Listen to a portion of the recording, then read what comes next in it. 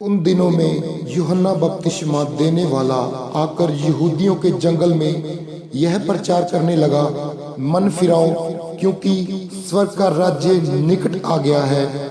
यह वही है जिसकी चर्चा जशाया भविष्यवक्ता के द्वारा की गई, और जंगल में एक पुकारने वाले का शब्द हो रहा है कि प्रभु का मार्ग तैयार करो, उसकी सड़कें सीधी करो। यह यूहन्ना ऊंट के रोम का वस्त्र पहने हुए और अपनी कमर में चमड़े का कटिबंध बांधे हुए था। उसका भोजन टिड्डियां और बन मधु था। उसका भोजन टिड्डियां और बन मधु था। तब यरूशलेम और सारे यहूदिया और यरदन के आसपास के सब स्थानों के लोग उसके पास निकल आए। उन्होंने अपने अपने पापों को मानकर यरदन नदी में उससे बपतिस्मा लिया। आमीन। जब उसने बहुत से फरीसियों और सदूकियों को बपतिस्मे के लिए अपने पास आते देखा तो उसने कहा, हे सांप के बच्चों, तुम्हें किसने जिता दिया है कि आने वाले क्रोध से भागो? इसीलिए मन फिराव के योग्य फल लाओ और अपने अपने मन में यह ना सोचो कि हमारा पिता इब्राहिम है, क्योंकि मैं तुमसे कहता हूँ कि परमेश्वर इन पत्थरों में से इब्राहिम के लिए संतान उत्पन्न कर सकता है। अब कुल्हाड़ा पेड़ों की जड़ पर रखा हुआ है, इसलिए जो जो पेड़ अच्छा फल नहीं लाता वह काटा और आग में झोंका जाता है। मैं तो पानी से तुम्हें मन फिराव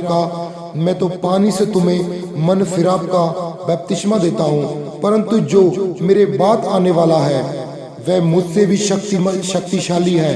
मैं उसकी जूती उठाने के भी योग्य नहीं। वह तुम्हें पवित्र आत्मा और आग से बपतिस्मा देगा। उसका सूप उसके हाथ में है और वह अपना खलिहान अच्छी रीति से साफ करेगा और अपने गेहूं को तो खत्ते में इकट्ठा करेगा, परंतु भूसी को यानी कि घास को उस आग में जलाएगा जो कभी नहीं बुझने की, मतलब कहीं नहीं बुझेगी। इसीलिए मैं आपको कहना चाहता हूँ, आप मन फिराओ और बपतिस्मा लो ताकि आप विश्वास में रहो। जितने आप पे बंधन हैं, आप डिप्रेशन में हैं, आप किसी भी तरह से किसी भी चीज की प्रॉब्लम में हैं, उससे आप छुटकारा पाओगे यीशु मसीह के सामर्थी और पवित्र नाम में, क्योंकि परमेश्वर का वचन सच्चा है। आमीन।